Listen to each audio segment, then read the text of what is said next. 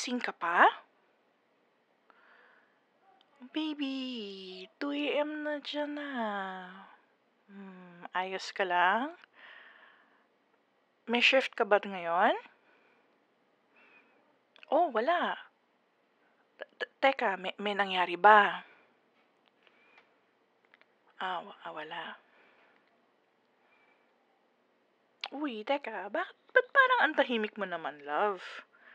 O baka sleepy ka na ha? Maya-maya niyan, nakatulog ka na sa akin.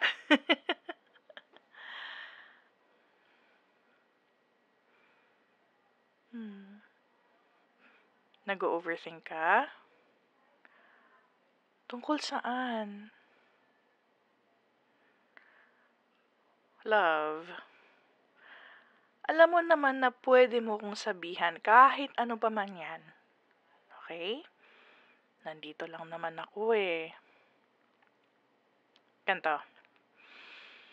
Ayos lang ba na pag-usapan natin kung ba't gising ka pa ng gantong oras? Nandito lang ako, makikinig lang ako.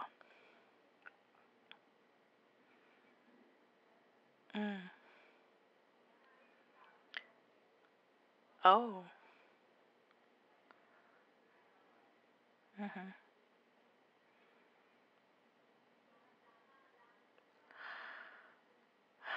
Ah.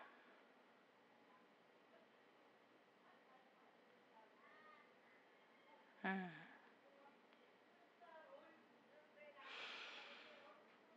Mm. Ganun ba?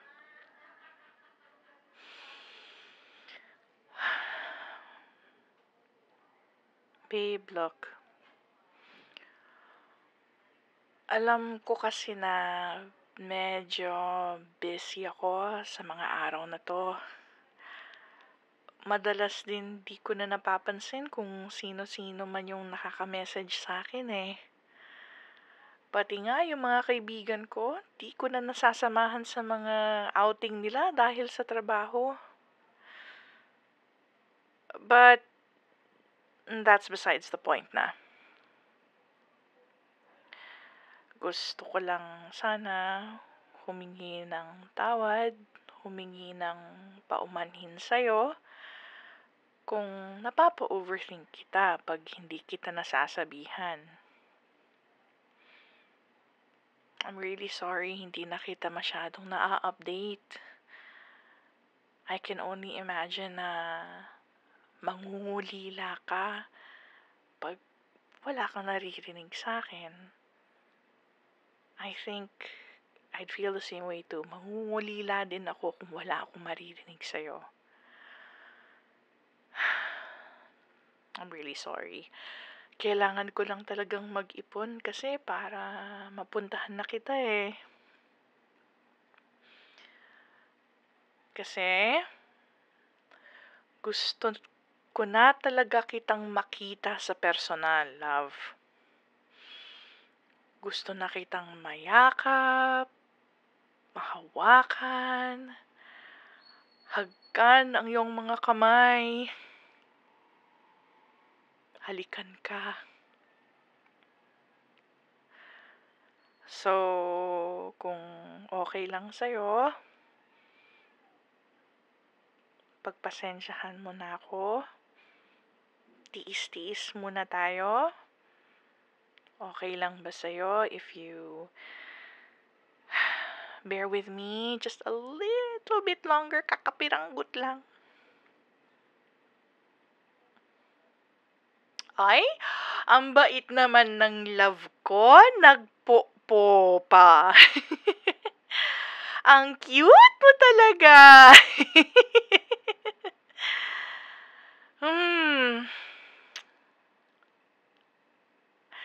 Alam kong hindi kita makakatabi ngayon kasi ang layo-layo pa nga natin sa isa't isa. Pero, I was wondering, pwede bang may gawin ka para sa akin? Okay, kunin mo muna yung unan mo. O, ayos na. Okay, sige. Ganito. Imaginein mo na ako yung una na hawak mo. Hindi ako nagbibiro. Ano ba? Sige na. Seryoso, seryoso. For real, for real. Sige na. Seryoso ako. Ganito. Imaginein mo na ako yan. Tapos, yakapin mo ng mahigpit na mahigpit.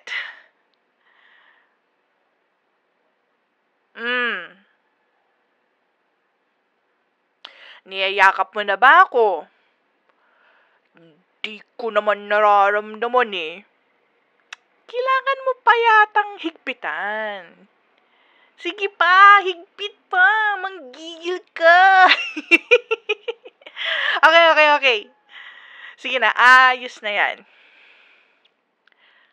Okay, bakit? Bakit ko pinagawa yan sa'yo? Kasi, niyayakap din kita. Alam mo ba yon? Madalas nga kasi, pagkagaling ko sa work, pagod na ako. Napapadalas na yata yung overtime ko. Pero, pagkahiga ko, kinukuha ko yung unan ko, tsaka niyayakap ko. Ini-imagine ko na lang na ikaw yung niyayakap ko. Tapos, ayun, nakakatulog na lang din ako.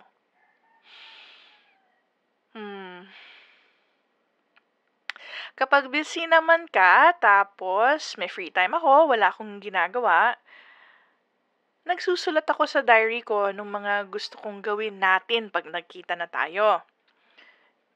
Medyo madami-dami na nga rin itong mga nasulat ko eh. Oo, may diary ako. May problema ba? Hoy! Kala mo, di kita na naririnig na tumatawa dyan, ha? Ay, sige lang, tawa ka lang dyan, mahal. Ano? Gusto mong malaman kung ano yung mga nasulat ko? Ay, surprise dapat yun, love.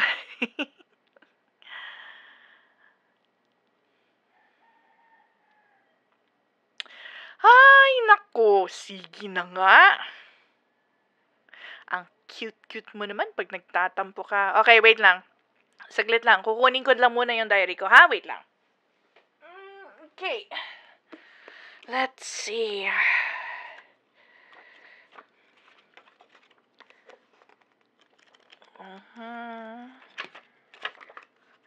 Okay, here we are. Okay, let's see here. Number 1. Go see a movie at a movie theater. Gusto ko sanang maranasan na manood tayo ng movie sa sinihan, love. Alam ko naman na pwede naman tayong mag-stay-in na lang sa loob ng future house natin. Pa-streaming, pa-Netflix and chill. Pero, iba pa rin pag sa sinihan eh. Kahit anong movie pa yan. Basta, kasama ka lang. Basta ikaw lang ang kasama ko.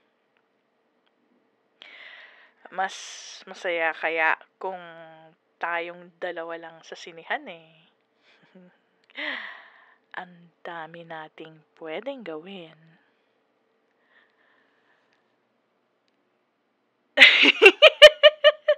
Grabe naman imagination mo, love. Hindi ko nga iniisip na gagawin natin yon sa sinihan eh. Good girl kaya ako. Pilyo-pilyo mo talaga. Ay. Pero sa totoo lang, Kung ako yung pipili ng genre, baka horror yung pipiliin ko. Bahala na si Batman. Bahala na kung anong mangyari. Okay? Sana hindi ka masyadong matatakutin, ha? Okay. Let's see what else is here. Ano pang meron dito? Okay. Number 2. Try out ice skating. Eto. Naalala ko kasi dati nung nag-ice skating kami ng mga kaibigan ko nung birthday nung isa. Nandun kami sa Mall of Asia, tapos bigla ko na lang nakita yung dalawang kaibigan ko naglalandian. Gitnang-gitna ng ice skating rink.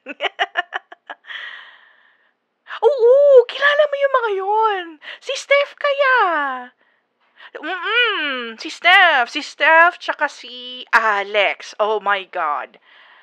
Naalala mo ba yung kwentong yon? Yung biglaan na lang silang nadula sa gitna ng rink habang naghahalikan sila out in the open. Grabe. Serves them right. Ang lalandi. Ay. But I'm not gonna lie. Nakakainggit din.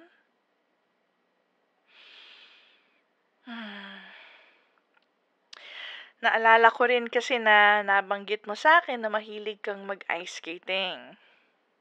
So, gusto ko rin maranasan na masamahan ka. Hahawakan at hahalikan ko ang mga kamay mo at ang bawat mong mga daliri habang nilalamig ka na. Nanginginig ka pa. Basta ikaw sasalo sa akin pag nadulas ako, ah.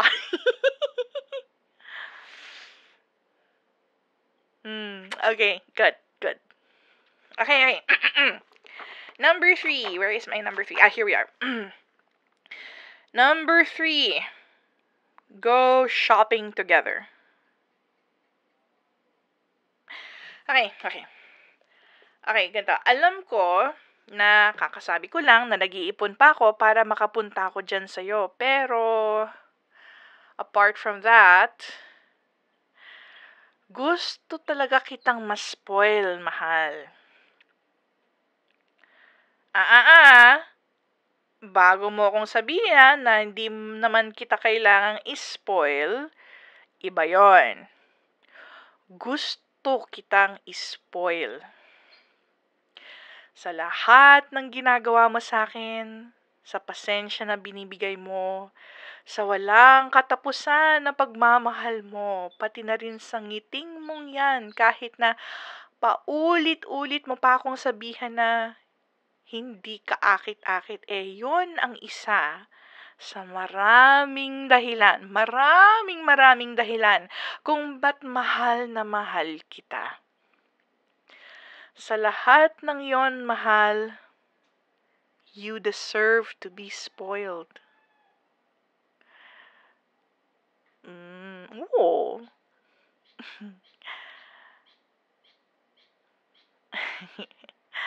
Oo, kahit na hindi ko nakikita yung mukha mo ngayon, alam kong nakakangiti ka ngayon. Rinig naman sa boses mo eh. Oy, wala kang choice, ha? Kung ano-anong damit, sapatos, o kung ano pa man yan, bibilhin ko para sa'yo, miski brief mo pa. Teka, okay. Okay, sige na. Ano pa bang nandito? Ito. Number 4. Have a picnic at the park. Simple, pero hindi lang picnic yung iniisip ko rito, sa totoo lang. Gusto ko rin sana na maglakad-lakad tayo para maaninag natin yung mga halaman at bulaklak. Naalala ko kasi na mahilig ka sa mga bulaklak eh. Alam mo, tuwing sinasendan mo ako ng picture ng bulaklak, tapos sinasabihan mo ko na naisipan mong ibigay sa akin pag nagkita na tayo. Ay, mahal. Ang cute mo talaga kahit kailan. Someday, bibigyan din kita ng favorite mong bulaklak. I promise you that, okay? Ano kayang pwede nating ihanda sa picnic, no? Ipagluto kaya kita ng spaghetti? Yung favorite mo, yung may hotdog at keso at yung medyo manamis-namis na maanghang-anghang. Naalala ko yun. This time, promise, promise. Hindi ko hahayaang masunog yung sauce this time.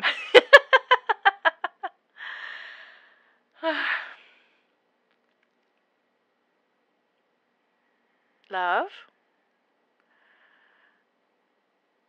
Mahal? Baby? B? Oh, nakatulog na ata. Humihilik na eh.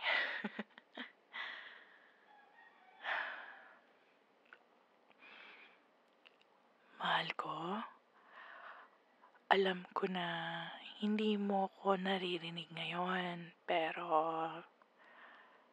sana alam mo na mahal kita. Sa lahat ng ginagawa mo para sa akin at sa lahat ng pagmamahal mo, I'm ever so grateful. Thank you for opening up to me. Thank you for being here, for waiting for me. Mahal na mahal kita. Tawagan na lang kita pag umaga na dyan, ha? Good night, mahal.